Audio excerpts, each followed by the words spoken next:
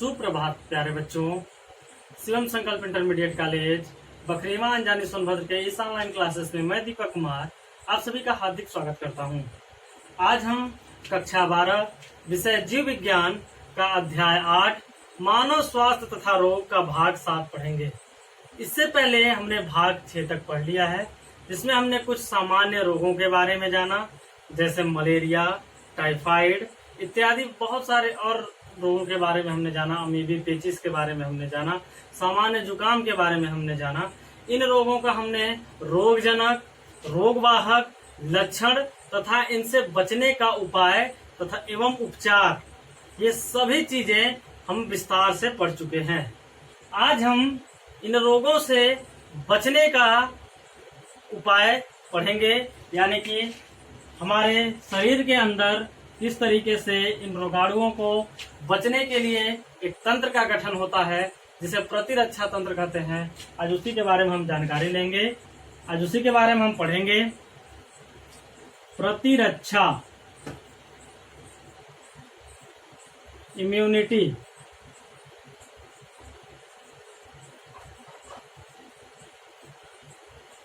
ठीक है। प्रतिरक्षा का अगर हम सामान्य सी परिभाषा कहें तो सिंपल तरीके से किसी भी रोगाणु को शरीर में प्रवेश करने के लिए एक तंत्र होता है, जिसे प्रतिरक्षा तंत्र कहते हैं।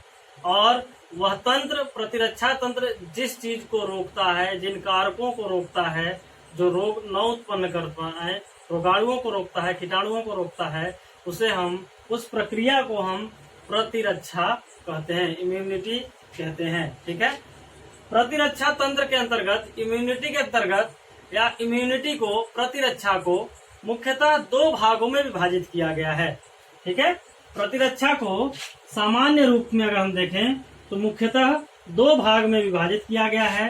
पहला है सहज प्रतिरक्षा, सहज प्रतिरक्षा, तथा दूसरा है उपार्जित प्रतिरक्षा, उपार्जित प्रतिरक्षा। सहज तथा उपार्जित प्रतिरक्षा। सहज प्रतिरक्षा को, सहज प्रतिरक्षा तथा उपार्जित प्रतिरक्षा, ठीक है। सहज प्रतिरक्षा किसे कह सकते हैं? वह प्रतिरक्षा तंत्र जो सामान्य रूप से शारीरिक रोध तथा बैरियर से उत्पन्न किया जा सकता है, रोगाणुओं को रोका जा सकता है, जीवाणुओं को रोका जा सकता है। वह प्रतिरक्षा तंत्र जो सामान्यतः शारीरिक अंगों या शारीरिक भागों से जीवाणुओं तथा रोगाणुओं को रोकने का कार्य करता है, उसे हम सहज प्रतिरक्षा कहते हैं, ठीक है। सहज प्रतिरक्षा तंत्र के अंतर्गत रोध या बैरियर जो होते हैं, मुख्यतः वह 4 प्रकार के होते हैं, ठीक है। सहज प्रतिरक्षा तंत्र के अंतर्गत रोध या बैरियर कितने होते हैं? 4 होते हैं। सहज प्रतिरक्षा तंत्र की अगर हम बात करते हैं, इसमें 4 रोध या 4 बैरियर्स आते हैं, जो शरीर में प्रवेश करने वाले जीवाणु, कीटाणु तथा रोगाणुओं को, हमारे शरीर में जो भी प्रवेश करता है उनको प्रवेश करने से रोकता है, ठीक है। कितने होते हैं?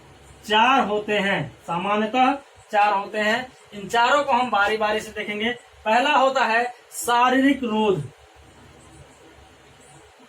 शारीरिक रोध,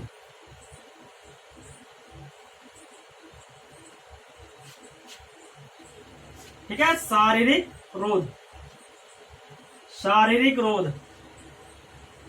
फिजिकल बैरियर, इसे इंग्लिश में कहेंगे फिजिकल बैरियर। अब शारीरिक रोध के बारे में हम विस्तृत जानकारी ले लेते हैं।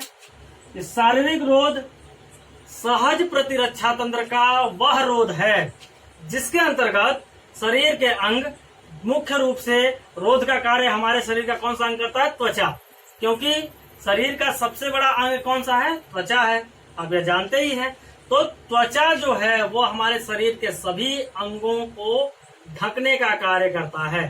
ठीक है, तो त्वचा जो है वह शारीरिक रोध फिजिकल बैरियर के रूप में कार्य करता है, जो हमारे शरीर में प्रवेश करने वाले, सीधे प्रवेश करने वाले रोगाणु, जीवाणु, कीटाणु को प्रवेश करने से रोकने का कार्य करता है। बैरियर आप जानते ही हैं, बैरियर रोध वह चीज है जहां पर हम सामान्य से अगर बैरियर की बात करते हैं, हम जानते हैं कि जहां से वाहन जाते हैं बैरियर लगा है तो वाहन को क्या किया जाता है, वहां पर रोक दिया जाता है।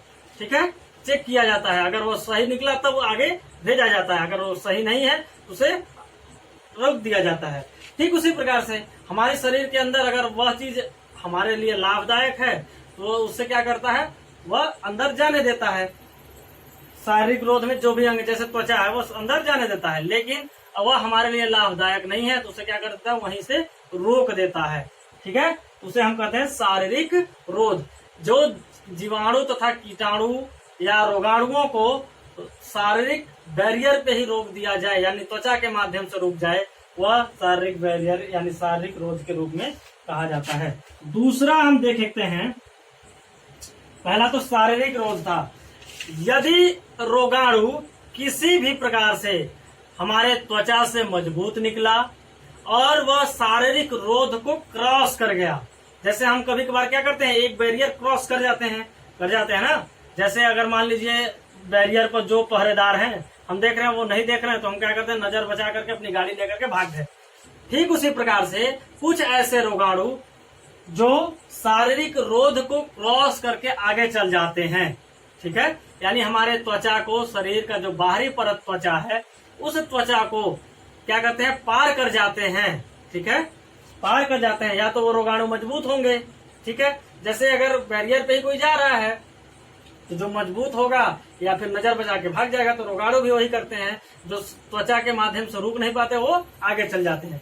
आगे जब जाते हैं तो उनका सामना दूसरे रोध से होता है, जिसे कहते हैं हम कायकीय रोध। कायकीय रोध, ठीक है, कायकीय रोध।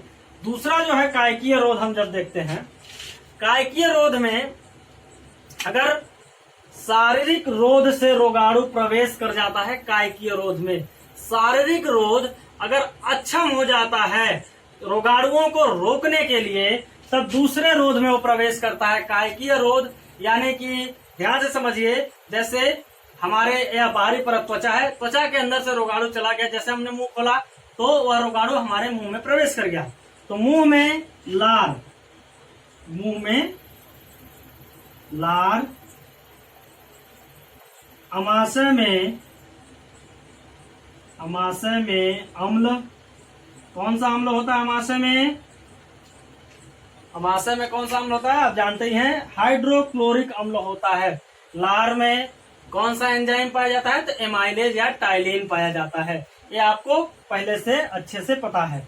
ठीक है, जैसे मुंह में लार, अमाशय में अम्ल। ठीक है, आंख में आंसू, आंख में आंसू, ये सभी जो हैं क्या करते हैं, उन रोगाणुओं को रोकने का कार्य करते हैं। जब शारीरिक रोध से रोगाणु क्रॉस करके कायकीय रोध में चले जाते हैं, तब जाकर के इस कायकीय रोध में मुंह में जो लार है, अमाशय में जो अम्ल है, आंख में जो आंसू है, ये सभी के सभी इन रोगाणुओं को रोकने का कार्य करते हैं। अगर रोगाणु इनसे भी मजबूत हुआ, जो मुंह में लार ग्रंथि को भी क्रॉस कर गया, लार ग्रंथि उससे कुछ नहीं कर पाया, अमाशय में जाने के बाद अम्ल भी उसको रोक नहीं पाया, या आंख का आंसू भी जब उसे रोक नहीं पाता है, तब वह तीसरे रोध में जाता है, जिसे हम कहते हैं कोशिकीय रोध। कोशिकीय रोध, कोशिकीय रोध में सामान्य सा आप जानते हैं कि हमने इससे पहले बताया भी है कक्षा 11 में कि रुधिर जो है वो दो चीजों से मिलकर के बना हुआ है। ठीक है, पहला था प्लाज्मा, दूसरा था रक्त कणिकाएं।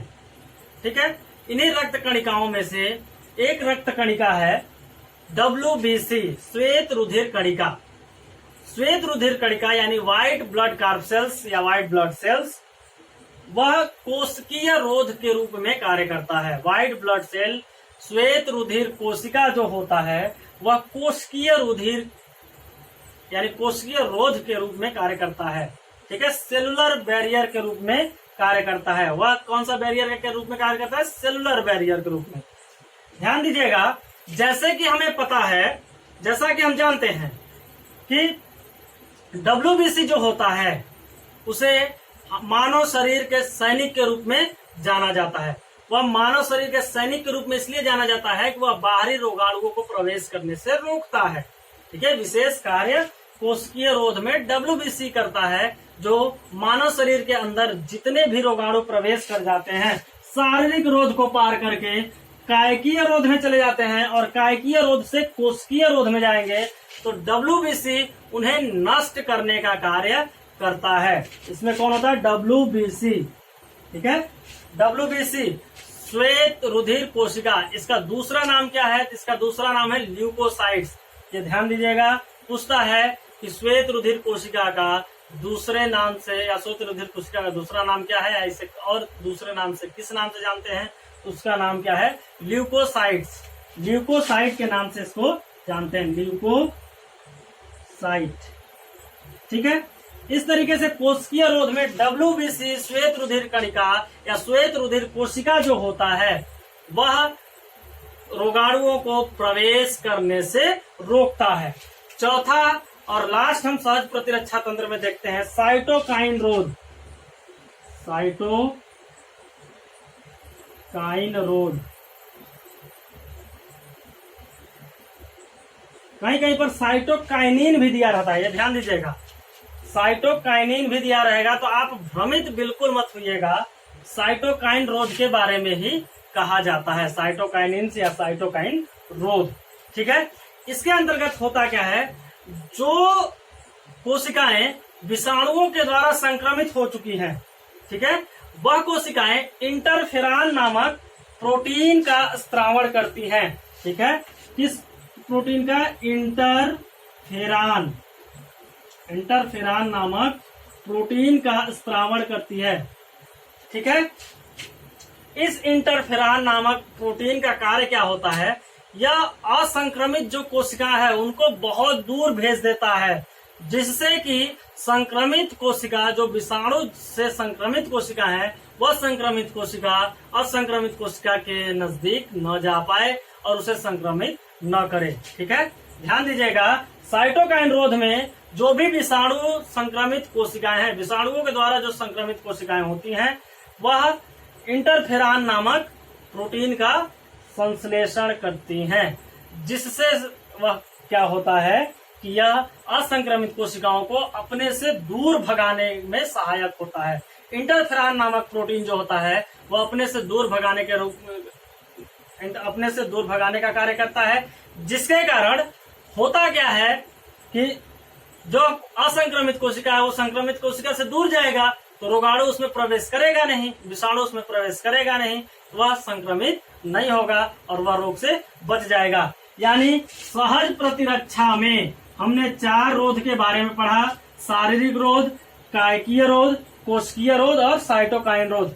अगर इस वीडियो में किसी को किसी प्रकार की कोई समस्या आ रही हो, अगर आपको अब भी कुछ न समझ में आ रहा हो, तो आप हमसे हमारे पर्सनल व्हाट्सएप नंबर पे संपर्क करके अपने हर प्रकार के समस्या का समाधान पा सकते हैं। उपार्जित प्रतिरक्षा तंत्र के बारे में हम नेक्स्ट वीडियो में पढ़ेंगे। तब तक के लिए धन्यवाद। आपका दिन शुभ हो।